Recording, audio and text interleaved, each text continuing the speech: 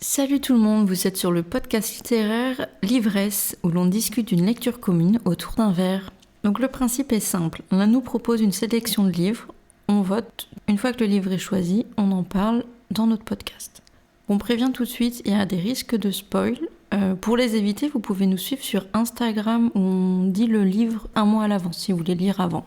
Ce podcast va se présenter en 3 grosses parties. Donc il y a une présentation de l'œuvre et de notre dégustation, un sujet d'invention sur le livre et notre découverte culturelle. Donc, ce podcast sera concentré sur le livre Ubik de Philippe Cadic. On avait déjà fait une présentation générale de chaque chroniqueur et donc là je propose de poser une question comme l'épisode précédent.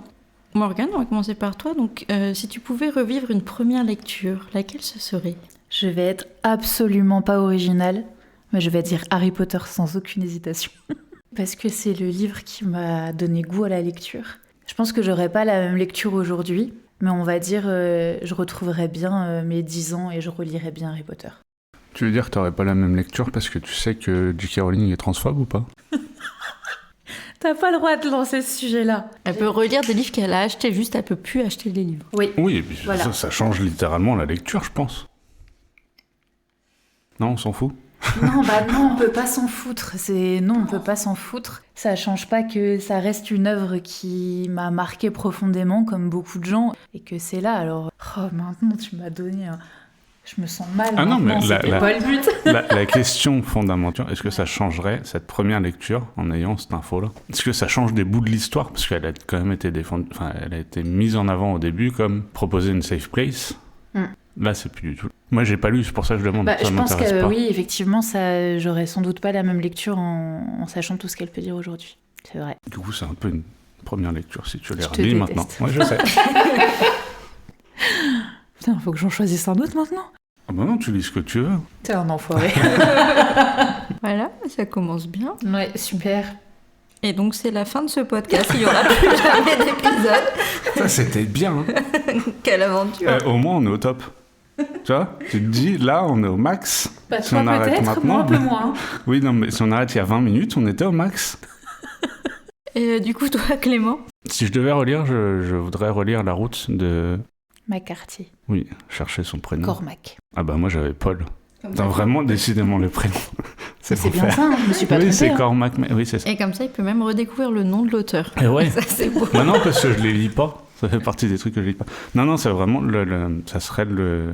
En fait, c'est probablement une des lectures qui m'a le plus marqué dans le sens où, arrivé à une période où je lisais pas énormément, et c'est un bouquin qui m'a empêché de dormir pour le finir. Je me souviens, c'était vraiment littéralement première vacances avec mes potes. Je l'ai commencé un soir, je l'ai fini le matin. J'étais dans un état catastrophique dans mon lit tout seul à me dire je comprends pas ce qui s'est passé, c'était fou. Et j'avoue que si je pouvais revivre ça, ouais, ça me ferait vraiment kiffer. Je l'ai jamais lu, donc si tu veux, je peux le lire. Ah, franchement, pour le coup, c'est vraiment... Enfin, moi, ça a été un bouquin qui m'a marqué et qui m'a fait aimer le post-apo dans un truc différent de ce qu'on voit d'habitude. Et c'est vraiment trop bien. Je le conseille de fou. Et toi, du coup ?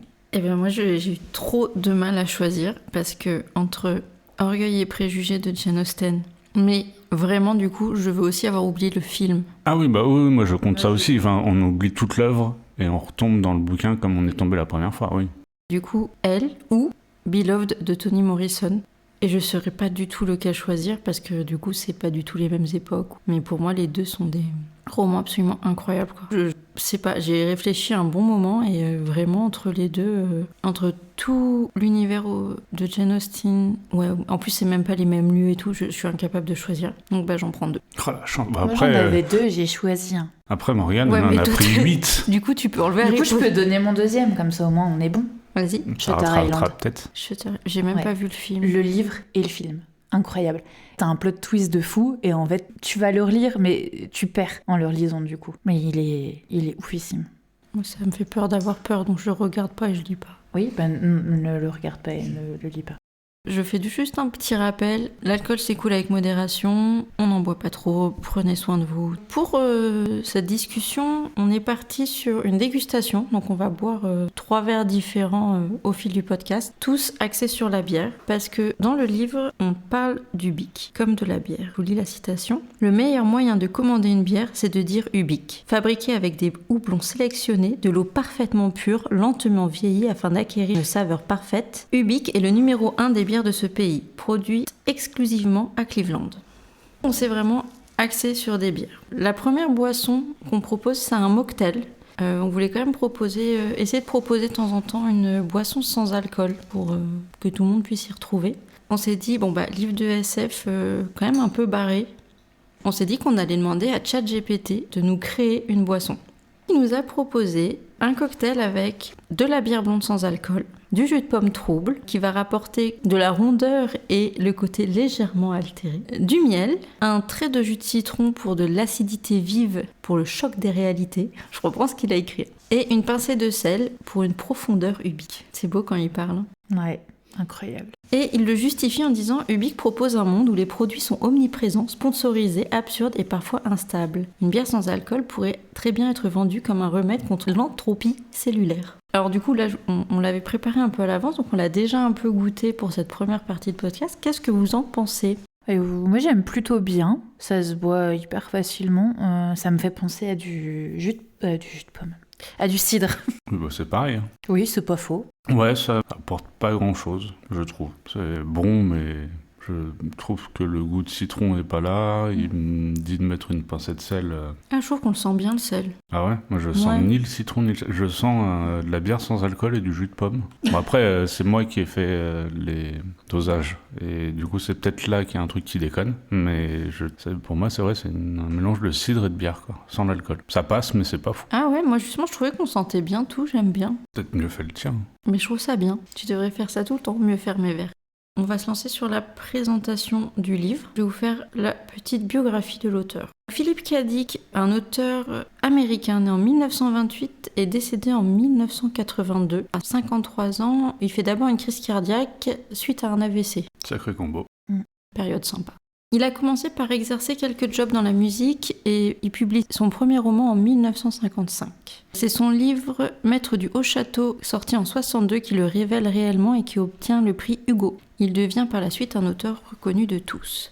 Ubik est écrit en 66, c'est considéré comme un de ses plus grands chefs-d'œuvre. Dans les années 70, il tombe dans une dépression sévère et dans la drogue. Il cherche à se faire interner et tente de se suicider, ce qui les pousse à écrire Substance Mort en 75. Donc on sent que c'est un bon auteur torturé quand même. Nombreuses de ses œuvres ont été adaptées au cinéma, environ une quinzaine, comme Blade Runner pour un des plus connus, mais également Confession d'un Barjo, Substance Mort. Il y a eu un projet film pour Ubik en 2014 par Michel Gondry. Il a bossé dessus pendant 3 ans et en fait il n'a pas réussi à le faire. Il a bossé avec plusieurs scénaristes. Apparemment il disait qu'il avait galéré de ouf et en fait il a dit c'est une œuvre littéraire incroyable mais elle est impossible à scénariser. Il n'a pas réussi à faire de film et le projet a été abandonné. Il me semble de mémoire qu'en 2020 il a été adapté en jeu vidéo. Ubik ? Ouais, il me semble. C'est sur la date que j'ai un doute mais je crois bien l'avoir vu en jeu vidéo. Je vais rechecker ça mais ouais. Il n'y a rien qui me dit...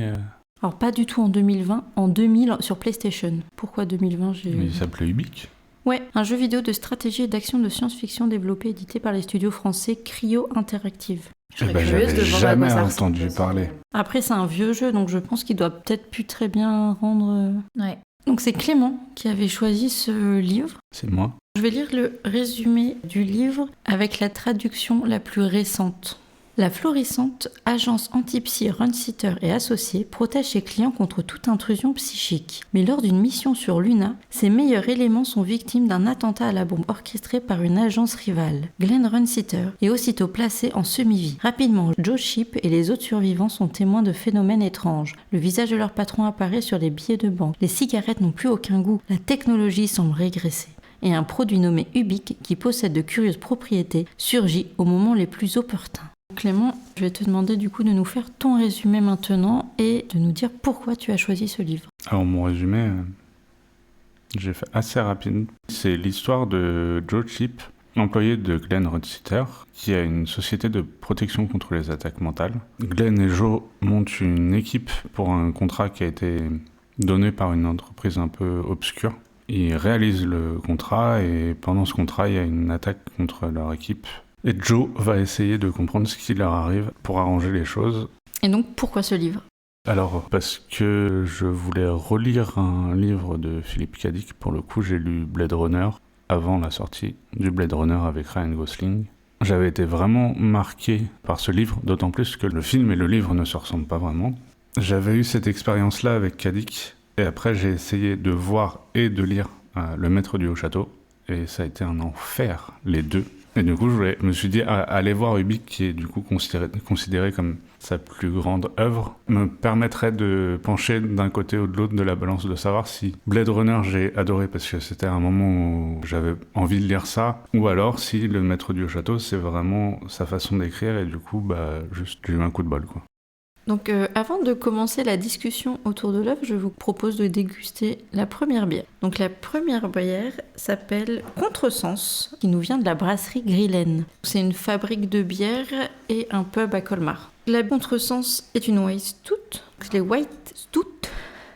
C'est pas facile à dire déjà. Donc déjà c'est une invention moderne. L'idée, c'est de rassembler une bière blanche, mais avec le goût d'une stout. Donc en rajoutant un arôme café, cacao, vanille, voire aller jusqu'à la torréfaction. C'est dommage que ce soit pas filmé juste pour ce moment-là. C'est un vrai bonheur. La Contresens est présentée comme une bière légère. On va retrouver les apparences un peu de la bière blanche, mais avec la profondeur de saveur en bouche, qui du coup vient de la stout. C'est vraiment une bière qui va jouer avec les codes. C'est vrai. Et ce qu'on fait du coup dans Ubik constamment, jouer avec les codes en final de vie. Maintenant que tout le monde a eu l'occasion de goûter cette bière. Déjà, il faut parler de l'odeur et Non mais l'odeur, elle est incroyable. Ça sent ça sent le café en fait. Ça sent le café et le fond de bois quand il a plu. Oui. Ça, on dirait des champignons un peu malades. Des champignons, c'est ça. Des champignons café, quoi. Ça bière, sent le café. bière, non, café, en fait, on champignon. dirait du café moisi qui est resté. Non, mais vraiment. Genre, le café, tu sors ton marc de café, tu le laisses comme ça, il moisit, ça sent le marc de café moisi. Clément aime bien. Clément, moi, t'as l'air de bien aimer. Très bonne. Oui, mais en même temps, tu mets de la bière ou du café. Moi, j'aime bien les deux. Donc. Ouais, alors, moi aussi. Mais les champignons malades, je suis pas chaud. C'est trop pour moi. Genre, j'aime la bière, j'aime le café, mais les deux mélangés, c'est intéressant. Hein. Mais je comprends pas. Il y a de la vanille dedans, vous êtes mauvaise langue. C'est vraiment très spécial. J'ai regardé parce que je pensais qu'il y avait plus d'alcool. Il faut rajouter que sur la bouteille, il est conseillé de l'accompagner de Saint-Jacques au blanc de poireau, de vanille ou d'une tarte au citron. Et nous, on accompagne ça de cookies. Mais par contre, ça va vachement bien avec le sucré du cookie. Et ben au final, je suis assez surprise parce que je pensais vraiment pas que ça maturait. Et avec le cookie, oui. Ouais, ça marche vachement bien. Peut-être si on le trempe dedans. Non, en fait, après moi, j'ai très envie de le faire. Je vais le faire pour la science. Je déteste le café. J'aime pas les trucs trempés. Ouais, vous êtes en train de faire que des trucs que vous aimez pas, c'est super Il aurait triste. fallu filmer. Ouais, il aurait fallu filmer depuis 5 minutes. C'est trop bon. Non, vraiment, c'est bon. Moi, j'ai pas confiance. Non, sans déconner. Non, c'est bon. Mais je veux bien te croire. Mais c'est au café, donc je ne te crois pas en fait. Mais ça va trop bien ensemble. Moi, je vais être trempée, mon cookie. Dans ma bière. Il y a rien qui va dans cette phrase. L'arrière-goût de la bière, il tabasse. Hein. Mais c'est ça qui est fou, c'est que moi, j'avais l'impression que c'était une bière forte en alcool, et finalement, c'est une bière, quoi. Enfin... Ouais, elle est 5,5. C'est pas une dinguerie. Mais par contre, on est d'accord que c'est une bière de dégustation. C'est-à-dire que j'aurais pas kiffé avoir toute la bouteille pour moi. Là, je suis très content qu'on ait un demi-verre chacun. Par contre, je pense que ça devient vite écœurant. Bah oui, c'est au café. Mais j'apprécie de plus en plus. Mais j'ai pas l'impression de boire de la bière. C'est exactement le principe de l'alcool. On a dit pareil sur l'épisode d'avant. Normalement, même du White Spirit au bout de 2 litres, ça passe. C'est vrai que l'épisode d'avant, j'ai bu mon verre en entier alors que j'ai trouvé ça absolument dégueulasse. Moi, ce que j'aimerais bien, c'est qu'on prenne des alcools bons à un moment donné. Si, ouais, mais c'est pas encore sorti. On aura un hors-série sur des BD avec un bon alcool. Ah oui, très très bon, c'est vrai. C'est vrai, parce qu'il n'y avait pas de café. Mais t'es une terroriste avec ça. C'est vraiment... Ça sent pas bon, c'est pas bon. Mais c'est mieux que la coke pour se réveiller. Bon. Bon, c'est du café, c'est pas bon. Parlons du livre. C'est du café, c'est pas bon. Non, c'est l'inverse du café. Ça fait dormir et c'est pas bon. Ouais, il y a du café aussi dans le livre. Oui, il y a plein de trucs. Il y a aussi des grille-pains à pièces. Enfin, si on va par là... Non, mais du coup, c'est une bière au café. On trouve de bière et du café dans le livre. Ah, c'est fou. Ils ont pensé à Coïncidence, je ne crois pas.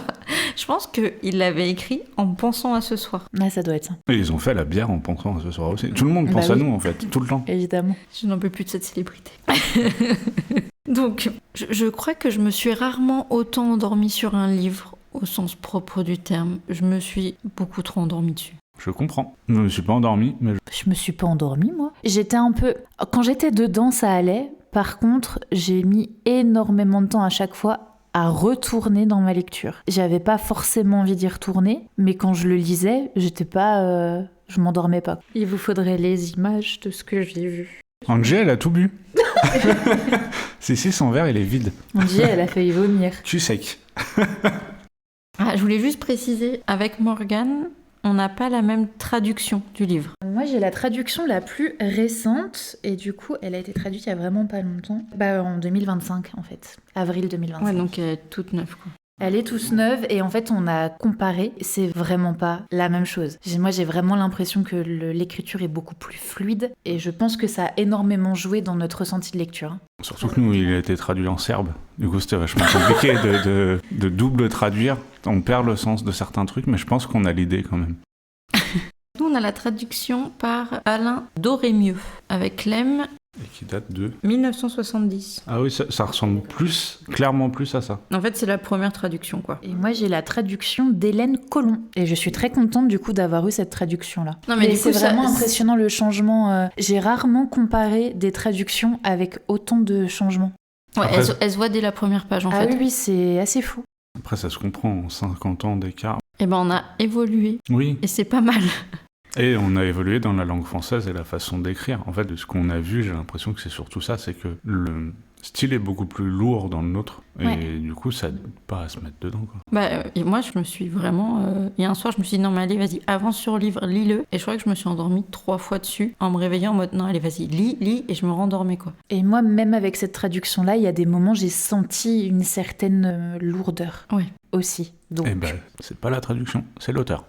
Parce que le maître du haut château, c'est exactement pour ça que j'ai pas réussi à aller au bout. C'est que c'est lourd, c'est beaucoup trop de descriptions, Mais c'est même pas, je trouve, trop de descriptions, c'est qu'il redécrit plusieurs fois les mêmes choses. et que ça En sert à fait, il rien. est répétitif. je sais pas, c'est un peu plat. Alors, il se passe plein de choses, mais en même temps, je ressens pas l'action.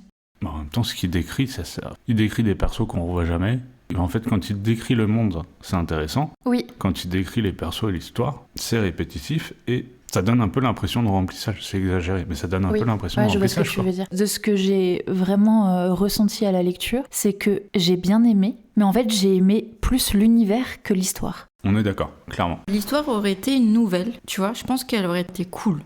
Non, c'est possible. Oui, ouais, je vois ce que tu veux dire. Ou en racontant d'autres trucs. Enfin, on en reparlera sur le sujet d'invention, mais j'ai 12 idées Ouais. qui seraient Mais extraordinaires. En fait, tout ce qui est décrit à l'intérieur, les concepts sont géniaux. Par contre, l'histoire en elle-même, en fait, c'est pas que ça colle pas, mais j'y vois pas forcément d'intérêt. Par contre, avec tout ce qu'il décrit autour, toutes les idées qu'il a, je les trouve méga intéressantes. Mais au final, le contenu, il est pas ouf. En fait, il y a un pop d'histoire cool. Après, t'as plein de pages où c'est long, redondant, répétitif. Hop, un pop avec l'histoire qui avance et tu dis ah cool, j'ai quelque chose quoi. Et en fait, c'est par vague. J'ai vraiment trouvé que c'était par vague. Je sais pas, j'ai pas vécu ça comme une vague. Mais oui, vraiment, ce que je retiens, c'est que l'histoire en elle-même, je ne l'ai pas forcément trouvée très intéressante. Je me suis même perdue à plusieurs reprises. Je me suis demandé où il voulait aller. Je me suis demandé pourquoi. Pourquoi la vie?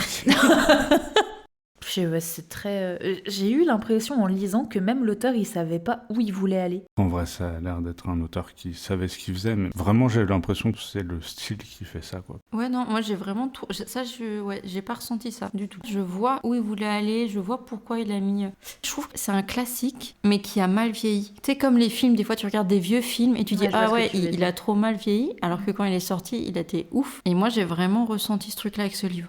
Et du coup, peut-être que j'aurais pas ressenti ce truc-là C'est ce que j'allais dire. Ouais. avec une nouvelle traduction. Oui, je comprends. Parce que vraiment, je trouve qu'il y a des idées incroyables dedans. Il va super loin, les descriptions sont cool. C'est juste qu'il les répète. Comme dit Clem, les personnages, il t'en présente, tu les revois plus du tout. Et il te les présente sur 2 pages. C'est long. Et ils agissent même pas après la présentation. Moi, j'ai le souvenir de 2-3 persos avant la réunion où ils montent leur équipe, où vraiment il te dit, il y a ce type-là qui est là, il fait 1m90, il est habillé en pyjama, il a des chaussures avec des lacets rouges, et il disparaît. Il te dit même pas ce qu'il a fait, il te dit juste, il était là, il ressemblait à ça. J'ai pas pris de notes pendant que je lisais parce que je savais pas quoi en dire. Le seul truc que j'ai noté pendant la lecture, parce que j'ai quand même noté après, j'ai noté... Il y a tellement de descriptions que j'ai arrêté de les lire. Je suis passé à côté de plein de descriptions de gens parce que quand il commençait à parler de quelqu'un, je lisais un ou deux mots, je sautais 3 lignes, je regardais s'il était encore dedans, je sautais 3 lignes, je regardais si c'était encore dedans. Ça m'a permis d'avancer un peu plus vite, mais j'ai trouvé que c'était trop et que c'était écœurant, quoi. Moi, j'ai pris 4 pages de notes recto verso. Oui, mais je me suis rattrapé après. Bon, après, j'ai ça, mais j'ai pris 3 pages quand même de notes aussi. Mais J'ai parce pas qu'en fait fait, l'univers est Oui, ultra l'univers est bien. rempli, quoi. Il est très dense. Moi, l'univers, vraiment, je l'ai trouvé ultra cool et j'avais souvent des images du 5e élément en tête. Quand il décrit sa cuisine, j'avais le retour à ça et j'ai trouvé l'univers trop bien, mais c'est cool d'avoir un univers, mais faut raconter un truc dedans, quoi. Et là, pour le coup, même l'histoire, le plot twist est intéressant. Déjà, il arrive avec des sabots de cheval à 12 km. Mais en fait, pour moi, il n'y a même pas de plot twist. En fait, il est donné le plot twist. Oui, mais en fait, il donne des infos et après, il en parle plus pendant 200 Oui, pages. c'est ça. Mais en fait, Et après, c'était ça. Bah oui, du coup. En fait, l'idée, je pense qu'il fait le pari de ils vont nous zapper. Ouais, sauf qu'en fait, ça marche pas, ça. Le plot twist, je parle pas du fait qu'il soit en semi-vie. Je parle De Jory. Oui. Que ce soit Jory le grand méchant C'est ça. et pas... C'est ça, parce qu'effectivement, la demi-vie, il donne des infos suffisamment avant pour que ça passe. Après, Jory, j'ai pas il le souvenir. arrive tard. Oh non, on le voit au tout début. Ah bon? Mais oui. Tu sais, le mec avec des grandes chaussures qui fait 1m92, qui a une veste bleue, un t-shirt orangé. Arrête, c'est trop bien ce truc-là, ils sont tous habillés en pyjama Ils tout sont le temps. stylés, mais Je veux on a vivre en compris. pyjama. Et tu sais, au début, Runsitter, donc le big boss des antipsy, il va discuter avec sa femme qui est en semi-vie au moratorium en Suisse. Pendant qu'il parle, t'as Jory qui prend le contrôle de la discussion. C'est bon, je resitue. Mais en fait, il y a trop de noms, trop de trucs. J'ai complètement zappé dans ma lecture qu'on avait déjà vu ce personnage-là. Alors, en fait, tu le vois vraiment dans les... je sais pas... Oui, mais Après, encore faut une dire fois, que j'ai tu mis le 10 ans à vois. lire le livre et qu'en fait... Et puis tu le vois 2 pages entre la 20 et la 25 et tu le revois. Et puis il te le présente comme un gamin qui juste s'ennuie et parce qu'il est mort à 17 ans et que du coup il est en semi-vie, il se fait chier donc il va se balader pour... Et puis il a présenté plein d'autres persos qui servent à rien, donc forcément t'oublies. Est-ce que ça fait partie de son style et de ce qu'il a voulu faire ou pas? C'est une question à se poser, mais en fait j'ai trouvé qu'il y avait trop. Effectivement, l'idée de la nouvelle, je trouve que ça marche bien. Ou alors faire d'autres histoires avec cet univers. Ouais, complètement. Ouais, c'est vraiment ce que je me suis dit parce qu'il y a trop d'éléments hyper intéressants. Rien que la semi-vie, c'est une idée qui est géniale. c'est l'idée qui développe le plus au final. Ouais, mais l'idée est géniale. Le fait des antipsy, etc., l'idée, elle est géniale. Moi, j'ai adoré aussi cette espèce d'univers où en fait tout est payant, où tu payes ta porte pour pouvoir sortir de chez toi. Enfin, j'ai trouvé que l'idée, elle était vraiment... C'est le futur, mais il faut vraiment toujours avoir des intéressante. pièces sur toi. Je trouve ça génial. Ouais, le capitalisme qui est mis en place est à l'extrême, quoi. Il a vraiment poussé le truc à l'extrême. Et surtout, il pousse encore plus loin quand ils sont en semi-vie, qu'ils n'ont pas les bonnes monnaies, ça marche pas. Ouais. Tu sais, c'est vraiment, t'as encore un step de plus de dire, en fait, le capitalisme, déjà, c'est galère, et en plus, il suffit que t'aies entre guillemets, un tout petit truc qui change, en l'occurrence, t'es mort, et ça redéconne encore plus. Et moi, ça fait partie des trucs que j'ai trouvé trop bien. Et avoir quand même une partie du monde qui est à l'opposé avec les... Attends, j'ai noté les kibbutz. Les kibbutz. Tu sais, on voit pas d'un moment qui arrive et qui dit, moi, je viens des kibbutz. En fait, tout est gratuit là-bas. Oui. Ah oui. Ouais, une espèce de société à part. Ouais, où tout est gratuit et en fait, ils ont presque le revenu universel oui, là-bas. C'est ça. Ouais, et ils partagent tout. Et en fait, c'est presque le monde idéal parce que... Enfin, idéal. Non, pas idéal. Mais du coup, ultra féministe parce que les boulots, il y a que les femmes qui peuvent les faire parce que c'est que elles qui sont aptes. C'est moi ou c'est pas si... J'ai le souvenir d'avoir lu ça, mais j'ai l'impression que ça n'a pas été développé. Ça n'a pas été développé du tout. Non, c'est juste dans la présentation de Pat. Ouais. Ah, encore un truc un peu triste. Ouais, parce que ça...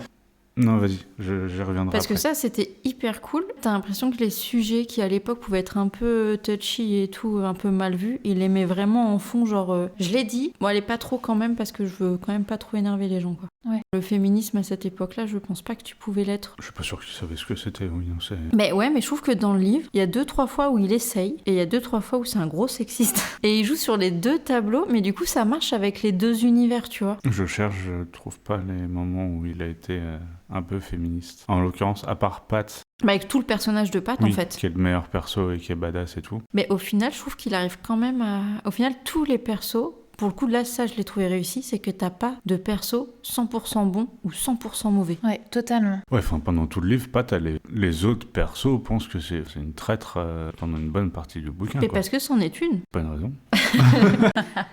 Mais non, mais elle, au final, elle est là pour son combat, parce que au final, on nous présente toute la société anti-psy comme les grands gentils qui veulent protéger la société et tout ça. Elle représente les psys, eux défendent leur truc. Ouais, même ça, j'ai vraiment le souvenir que ça a été survolé, quoi. Ouais, je pense que le livre, c'est ce qu'on disait, il est tellement dense qu'il pouvait pas mettre toutes ses idées. Ouais, c'est ça. Et c'est dommage. Bah oui, et puis il est dense sur 400 pages, quoi. Donc c'est pas énorme en vrai. Hein. Sur moins que ça, 300 ouais, pages. c'est moins de 300 pages. Il est dense sur 300 pages. J'ai pas eu l'impression d'avoir lu que 300 pages. Hein. J'ai plutôt un ressenti d'un énorme pavé. Hein. Mais surtout que moi, je pense que j'aurais préféré avoir un bouquin de 600 pages où Oui. il s'attarde sur Pat. Enfin, tu vois, il la présente, il dit elle vient d'un coin, où il en reparle jamais. Ce truc de kibbutz, moi j'ai eu l'impression que c'est posé sur un coin de table et on passe à autre chose et c'est oublié. Alors mais que comme plein de choses, en fait. Mais ouais, mais du coup, j'étais ultra frustré parce que pour le coup, Pat, ça a été mon perso préféré. En plus, son pouvoir est ultra stylé. Il sert pas. Il y a un moment ou deux où tu vois le truc qui bouge et tout. Bah non, il sert pas parce qu'au final, au moment où il pourrait servir, elle arrive pas à l'utiliser. Bah ouais. Le seul moment où on en parle, c'est quand elle revient dans le passé pour se marier avec Joe. Avec Joe. C'est ça. Joe Ship. Et ça ne sert à rien. C'est vrai. C'est quand même un univers où tu peux pas sortir ou rentrer de chez toi si t'as pas de pièces. Mais c'est en ça que j'ai trop aimé le personnage de Joe. Genre. Ah, je l'ai détesté. Ah C'est non, que au dans début, mes quand notes, il a pas de pièces, de trucs comme ça, tout, moi ça m'a fait hurler de rire. J'imaginais. Jusqu'au En fait, bout, j'imaginais la scène. il se Et fait ça m'a prêter des fait pièces par... tellement Enfin, non. rire. il a de la thune et il s'arrange pour ne rien payer jamais. Le gros Et rat. moi, je te jure, dans mes notes, plusieurs fois, j'ai écrit connard. Mais vraiment, j'ai été ultra vulgaire. Je le déteste, ce perso. C'est une grosse victime qui pleurniche tout le temps, qui est en mode je peux pas me contrôler quand je vois une femme. Genre, il y a quand même un moment où le gars, il est avec son nommé au journal le matin, là. Il demande la section potin parce que c'est un vieux gars. Enfin, non, mais vraiment, j'aime pas. Et à un moment, du coup, il reçoit une photo d'une actrice et il dit il se pourlécha de satisfaction à la vue de son oreille droite entièrement dévoilée. Mais gars, t'es tellement pathétique. Pat, elle est obligée de se mettre à poil pour juste qu'il accepte son contrat. Vraiment, il y a rien qui va. Je le déteste. Mais moi, elle m'a fait trop rire avec sa porte. Oui, il était drôle avec sa porte. Mais il est drôle à plein de moments, mais pourquoi c'est lui le perso principal, quoi? Il y en a plein d'autres autour qui ont l'air trop bien. Mais surtout qu'il ne fait rien. Et à chaque fois qu'on lui dit ça, il faut que tu le fasses, il fait non, flemme. Ouais, mais ça m'a fait rire, moi. Ouais, après, c'est un patron. C'est un livre où je pense que tu peux vraiment parler pendant des heures et des heures de plein de détails, de toutes les réflexions qu'il y a derrière. C'est un des problèmes qui revient souvent dans la SF. D'avoir un univers qui est fou, mais d'avoir des histoires qui dedans sont moins bien que l'univers, c'est un truc. Plein de bouquins de SF que j'ai lus où c'était ça, et que j'ai adoré parce que j'ai adoré l'univers, mais par contre, en vrai, tu sors de l'univers, tu prends que l'histoire qui est racontée sans contexte, c'est pas fou. Après, je sais pas, j'ai pas lu énormément de SF, quasiment pas. J'ai été étonnée parce qu'en plus, tout ce qui est voyage dans le temps, ce genre de choses, généralement, je ne comprends rien. Et là, j'ai pas eu de problème à comprendre, et du coup, j'étais hyper contente de me dire, ah, c'est trop bien, j'arrive à le lire. Parce qu'il en fait rien. Oui, puis il est très clair. Non, c'est quand même dit clairement quand il y a un... Oui, Enfin, c'est très bien expliqué. Quand Pat les ramène dans le passé, ou change l'histoire, il le dit « Ah là là, tu as changé l'histoire ». Enfin, il te le dit clairement. Ça, c'est très bien expliqué. C'est pas sous-entendu, en fait. Et l'univers, je le trouve, même si c'est dense, il est quand même abordable. On comprend ce qui se passe.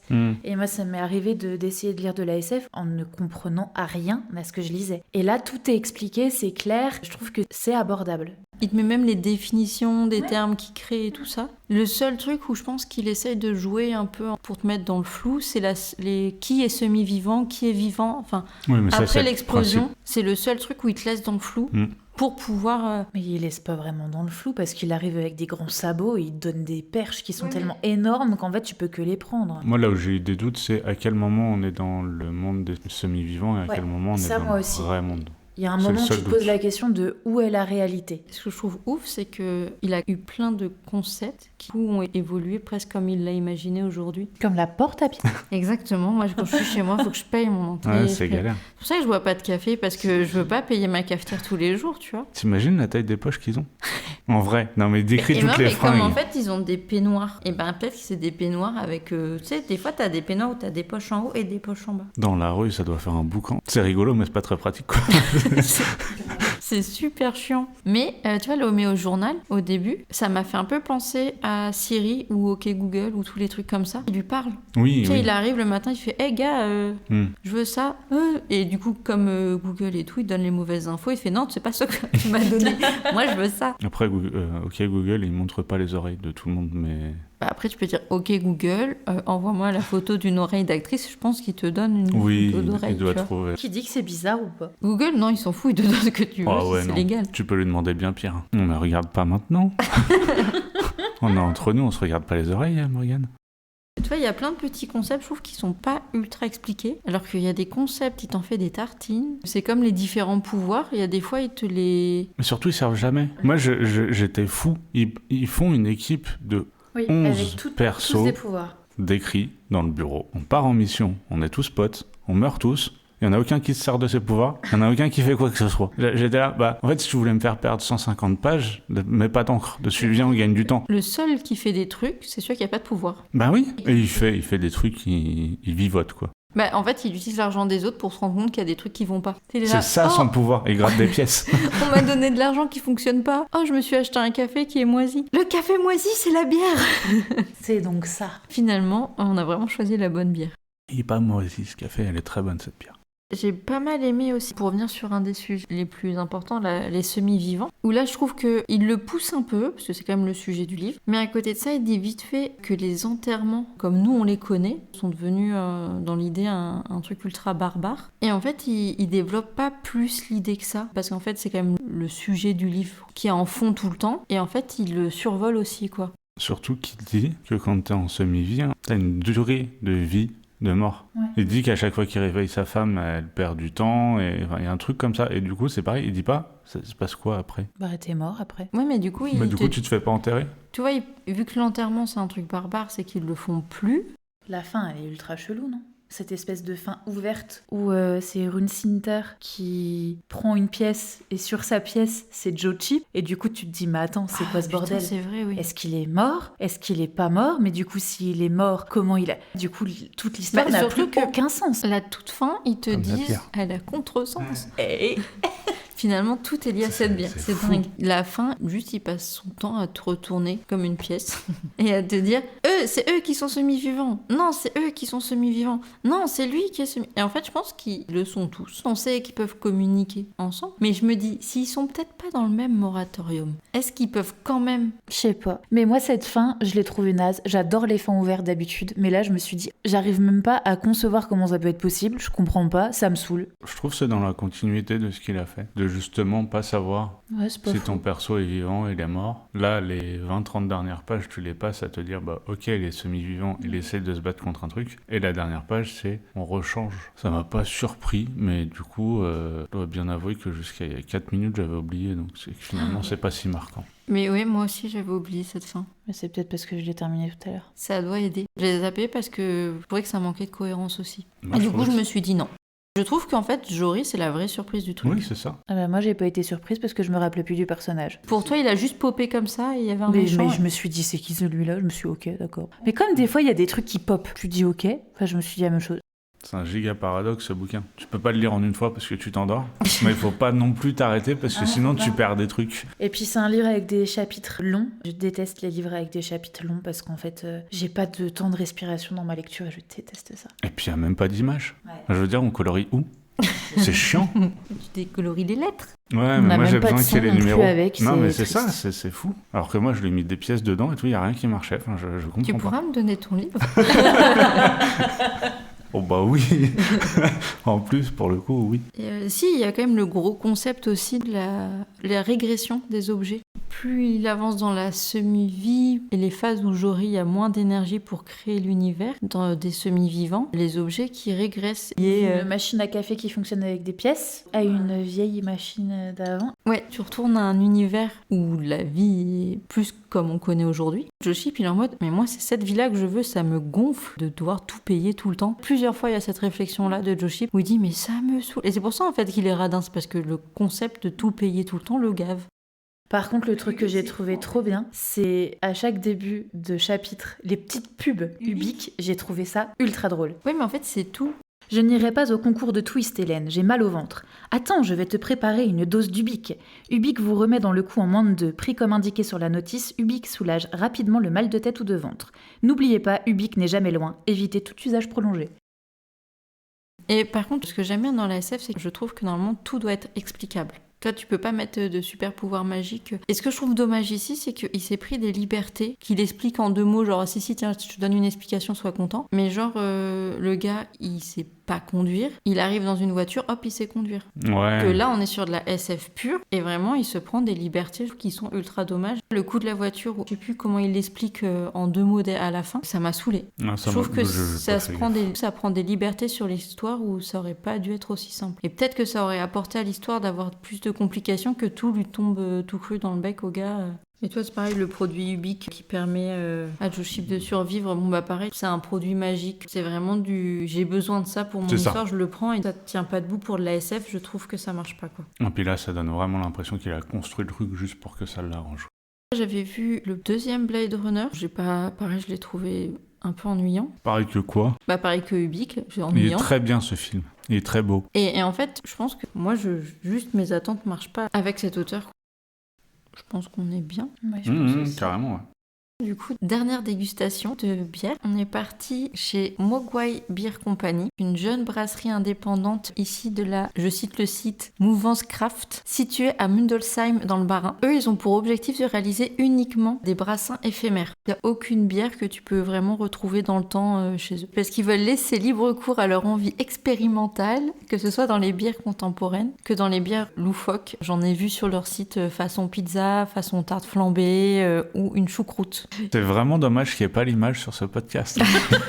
Il y a des visages qui sont extraordinaires. Pour rassurer Morgane qui a l'air de souffrir juste au concept. Elle souffre partir, au concept. Ils font quand même des bières un peu plus tradies. Là, il est en train de me parler d'une bière à la tarte flambée, mais en fait, c'est moins original que ce que j'ai là dans mon verre. Hein. Non, parce que vraiment, je pense qu'une bière choucroute, moi, j'y goûte pas. Oh si, moi je serais curieuse. Alors celle-ci, si ça n'avait pas été pour le podcast, moi j'y goûte pas non plus. On te vend le concept sans te vendre le truc autour. C'est dommage parce que pour le coup, en plus Mogwai, ils ont des canettes qui sont excessivement jolies. Ouais, les canettes sont très belles. Alors déjà, là, le concept de celle-là, c'est une bière qu'ils appellent auto-reverse. Ils te la présentent à l'envers pour que tu sois sûr de la mélanger une première fois avant de l'ouvrir. Peut-être que ça pourrait être pas mal sur le Insta de faire des photos et de la canette et de ce qu'on a dans nos verres là. Parce que je suis en train de me dire, quelqu'un qui voit pas ce qu'on boit, il imagine pas trop. Là, en fait, l'expérience qu'ils ont voulu ramener en canette de bière, c'est une expérience smoothie. On est sur la saveur smoothie sour, cassis, mûre et chocolat. Globalement, l'idée, c'est de pouvoir la retourner une première fois pour vraiment avoir une bonne texture, parce qu'il y a une séparation des liquides. On est sur une bière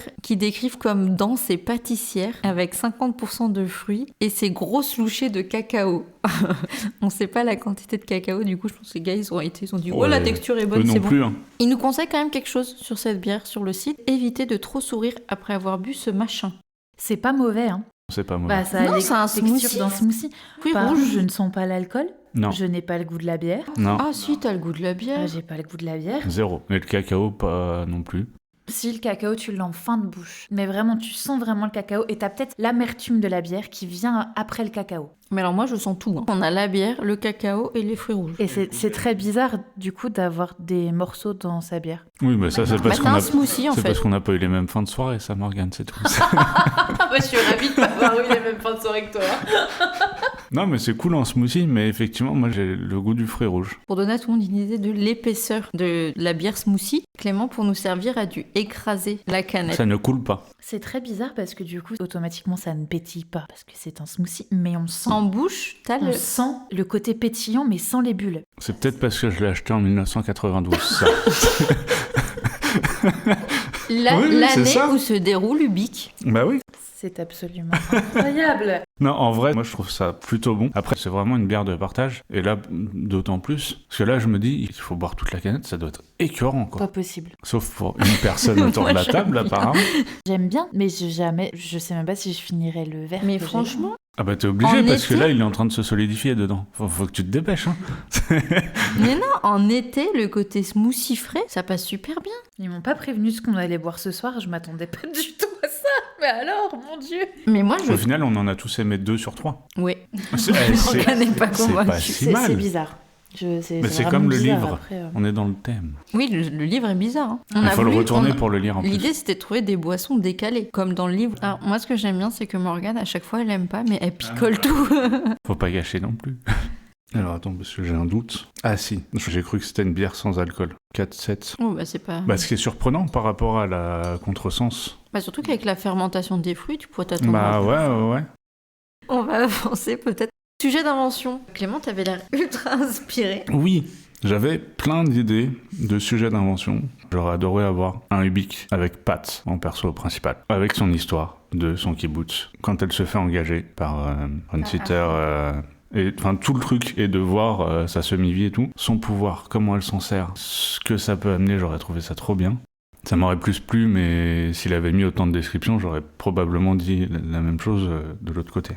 J'ai noté pourquoi ne pas faire un livre que sur la bataille Jory-Joe, où c'est pareil, il y a tant de trucs à dire. Pour le coup, c'est ma partie préférée, la fin, où il est du coup dans la semi-vie. Tout ce truc qui te raconte le retour en arrière des objets, il y a de quoi faire tu fais pas une trilogie dessus, mais de faire un 150-200 pages dessus, et pour le coup là il aurait pu faire beaucoup de descriptions, ça marchait, on aurait perdu un peu le côté tout l'univers et la description de l'univers, mais enfin j'aurais trouvé ça trop bien quoi. Je suis assez d'accord surtout sur le point de vue de Pat. En plus, comme j'ai vraiment détesté le perso principal, le fait d'avoir eu Pat, ça aurait été plus... Mais c'est le meilleur perso du livre, Pat, en fait. Le problème, c'est qu'il a fait quand même passer en méchant. Toi, quand Joship est censé mourir dans sa semi-vie, bah, elle l'accompagne en mode échec. Tu vois, elle est vraiment en mode mauvaise à ce moment-là. Mais justement, ça aurait été trop bien, un livre sur les méchants.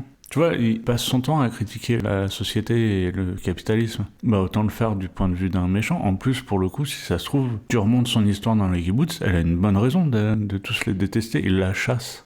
Jusqu'au bout, il te fait croire que ça va être elle, le grand méchant du livre, et donc il lui faut quand même à la fin qu'elle soit un peu méchante quand même. Oui, bah oui. Et bon, comme c'est une femme, on pouvait quand même pas trop lui donner un rôle important, faut pas déconner. Ouais, bon, au final, le méchant, c'est un ado, quoi. Oui, en plus, c'est un ado qui s'ennuie, et c'est un vampire, il aspire la semi-vie des semi-vivants pour avoir une semi-vie plus longtemps. Et toi, Morgane ? Ouais, c'est plus une question de ressenti. J'aurais aimé avoir le même univers, mais pas cette histoire-là. Mais je sais pas quoi comme histoire, mais pas celle-là. Mais dans l'univers. Maintenant qu'on en parle, j'ai presque l'impression que c'est un premier jet qui a pas été assez travaillé. Parce que tu vois, comme tu disais, toute la fin avec Jory, il aurait pu grave la développer, elle était hyper cool.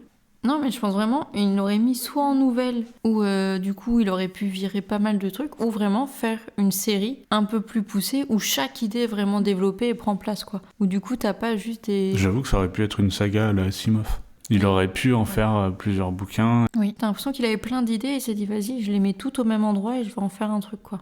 En fait, t'as beaucoup et pas grand-chose en même temps. Exactement. Et tu regardes, même nous, là, le fait d'en discuter, on a eu du mal à ressortir. Toi, j'ai pris 4 pages de notes. Maintenant qu'on en parle, j'ai eu du mal à ressortir des trucs vraiment qui ont mérité, je trouve, une attention particulière. Dommage, parce que ça aurait pu être un très bon livre, au final. Moi, je le classe dans les livres oubliables, quoi. On est qu'au 3e épisode, c'est le premier bouquin, moi, que je conseillerais pas. Non, je le conseillerais. Mais en fait... Pour faire à ton pire ennemi. Mais non, mais dans le sens où... Mais peut-être avec la nouvelle traduction. Toi, je pense que avec ça la peut nouvelle jouer. traduction, mais je pense que t'as ça aussi en tant qu'ex-libraire. Mais en fait, tout est conseillable en fonction des gens. Non, moi, il y a des livres, je ne les conseillais pas. C'était hors de question. Ah, moi, celui-là, je pense qu'il est conseillable. Mais surtout oui, que... il est conseillable, ça, je suis Et d'accord. oui, je serais peut-être amenée à le conseiller. Après... Mais quitte à le conseiller, s'il y a mieux. Moi, c'est en ça que je le conseille pas, c'est qu'en SF, s'il y a des trucs vachement plus intéressants. Je t'aurais bien dit de relire avec la traduction que j'ai, mais tu le feras pas. Jamais de la vie. Mais je pense que moi, c'est relativement mieux passé que votre lecture à vous, hein, vraiment. Hein. Et je pense que la traduction y est pour beaucoup. Avec l'ancienne traduction, je trouve que quelqu'un qui me dit « je veux lire de la SF avec ces sujets-là, plus ou moins », je lui conseille ce que je conseillerais dans la partie recommandation. Ah, ce suspense. Eh ouais. Tu sais que t'as mis plus de suspense là que dans tout le livre. On va partir sur nos recos culturels. Et comme on va mettre un peu plus de suspense, je vais demander à Morgane de commencer. Ça va, t'es pas prête. Ah bah moi je sais de quoi je vais parler. Hein. Moi ma reco ça va être un podcast qui s'appelle Phoenix et c'est le podcast de Bérangère Krief et Rine Baousson. Ce podcast c'est une vraie boîte à outils de la rupture amoureuse, que tu sois celui ou celle qui part ou celui ou celle qui reste. C'est drôle, plein d'autodérision, mais aussi hyper tendre. Les deux, elles en parlent à partir de leurs propres expériences avec des conseils, des anecdotes, il y a même des playlists. C'est le genre de podcast qui te fait du bien même si t'es pas en plein chagrin d'amour, et si t'es en plein chagrin d'amour aussi. C'est comme passer une soirée avec deux copines qui t'aident à mettre un petit peu de soleil dans ta vie. Voilà, c'est vraiment super sympa. C'est long, les épisodes? Non, les épisodes ils sont hyper courts. En fait, c'est sous des épisodes de 5-6 minutes à chaque fois. Et après, t'as des épisodes plus longs, ils appellent ça épisode au coin du feu. Et là, t'as 45 minutes de discussion. T'as les étapes de la séparation qui sont un peu comme les étapes du deuil. Et du coup, t'as un épisode par étape. Non, mais du coup, c'est fini? Oui. D'accord. Ah oui, c'est pas un truc fini, sur le long terme. Depuis un moment, parce que je sais plus de quand il date, mais il est pas récent, il a bien 3-4 ans. Vas-y Clément, mets fin suspense. Bah du coup, comme je l'ai dit, moi je voulais rester dans le thème. C'est une double demi-recommandation. Du coup, ça fait une recommandation entière. Je vais conseiller de lire et de voir Altered Carbon. Le côté demi-recommandation, c'est que Altered Carbon en série, la saison 1 est bien, la saison 2 est nulle. L'autre demi-recommandation, c'est que en bouquin, il y en a 3. Et il y a que les 2 premiers qui sont bien. Pour ceux qui savent pas de quoi ça parle, du coup, le synopsis, c'est dans un futur où les humains peuvent transférer leur esprit d'un corps à l'autre, un rebelle est ramené à la vie 250 ans après sa mort pour résoudre le meurtre vicieux de l'homme le plus riche du monde, en échange de sa liberté. Pour y parvenir, il devra trouver des alliés, faire attention à tous les détails et se souvenir de ce qui lui a été inculqué en tant que corps diplomatique. Et du coup, ça rejoint Ubik. Dans le côté SF, pour le coup, il y a un rapport ultra intéressant à la mort, où les riches ont ce qu'on appelle une pile dans la colonne vertébrale, et quand ils meurent et que cette pile-là n'est pas abîmée, ils peuvent être réincarnés en quelque sorte dans quelqu'un d'autre. Ça implique d'avoir des sous, et du coup il y a un rapport différent de ce qu'on connaît à la mort, et j'y ai pensé justement quand dans le livre il dit que les enterrements c'est un truc un peu barbare, alors que pour le coup dans Altered Carbon c'est l'inverse. Il y a tout un épisode dans la série sur la fête des morts qui est vécu complètement différemment, où c'est littéralement une fête, et où ils vont voir leurs morts dans des nouveaux corps, pour ceux qui ont un peu de sous. Et moi c'est une série, la saison 1 je l'ai trouvée vraiment extraordinaire, du coup j'ai lu. Les bouquins apportent un peu plus que la série, et du coup j'ai passé un très bon moment. J'ai vu la série, enfin la saison 1, j'en ai un très bon souvenir. J'avais vraiment bien aimé, même juste l'esthétique de la série. Je trouvais qu'elle rendait vraiment bien. C'est de la belle SF, ouais. Et puis il y a du budget. Ouais. Je crois que le souvenir, il y avait vraiment la fin que j'avais trouvé un peu bancale, mais de la série. Parce que du coup, je sais pas s'ils savaient s'ils allaient ouvrir sur une saison 2 ou pas, et je pense qu'ils avaient essayé de jouer là-dessus. Et ils ont fait une saison 2 qui a pas trop marché. La fin de la saison 1 est pas folle, mais ça marche quand même. C'est pas le genre de série où j'irais dire tu regardes jusqu'à l'avant-dernier épisode. Ah ouais, il te faut la fin de toute façon. Mais... Bah, après, toi, plus je lis de la SF, plus j'ai l'impression que c'est quand même compliqué de faire des vraies bonnes fins. Et toi, du coup, c'est quoi que tu nous recommandes ? Du coup, moi, je suis aussi sur un podcast. C'est le premier podcast que j'ai écouté, qui s'appelle Les Baladeurs, qui a été créé par Léo Zer. Alors, ils disent que c'est un podcast d'aventure et de mésaventure en pleine nature. Chaque podcast, c'est un invité qui va raconter une expérience en pleine nature. Donc, ça peut être une nage avec des requins, ça peut être un éboulement en plein milieu des Alpes, des trucs un peu dingues. Ça peut être une nuit avec un loup en pleine nature.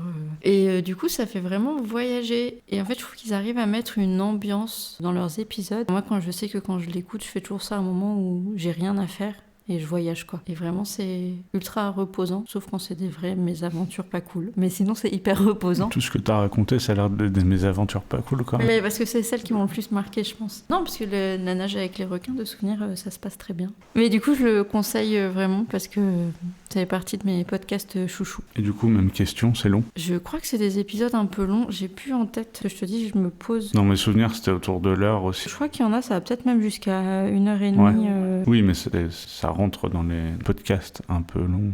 Je suis même pas sûr d'en avoir écouté un entier. Et pour le coup, effectivement, faut pas faire autre chose à côté, quoi. Le but, c'est vraiment de t'immerger dans leur histoire. T'en as qui font de 20 minutes à 50, 1 heure. Ça va vraiment dépendre de chaque histoire au final. Hein. Mais moi, je sais que j'aimais bien aussi, soit j'étais posée à rien faire, soit en conduisant. Ça passe super bien. Ou en balade à la montagne. Oui. En vrai, je pense que ça peut donner un truc vraiment cool. Vraiment, il y a des gens qui vivent des trucs de ouf. Il y a un épisode qui s'appelle Noir pétrole dans l'Arctique russe. Je l'ai écouté. Quand tu vas là-bas, tu vis un truc de ouf. Bon, bah, tout le monde ne vit pas des trucs de ouf comme ça dans sa vie, tu vois. Il y a des degrés de oufissitude. Bon, je crois qu'on a fait le tour de cet épisode un peu laborieux quand même. Hein. Oui, Épisode un peu plus laborieux. Ouais. La prochaine fois, ça sera avec l'auteur Léonore. de Recondo, avec le livre Point cardinal, qui a été choisi par Morgane. C'est ça. C'est tout pour aujourd'hui. N'hésitez pas à vous abonner, liker, commenter, pour nous donner vos retours, pour nous faire des déclarations d'amour. On va sur ces belles paroles. Salut tout le monde. Bonne nuit. Salut.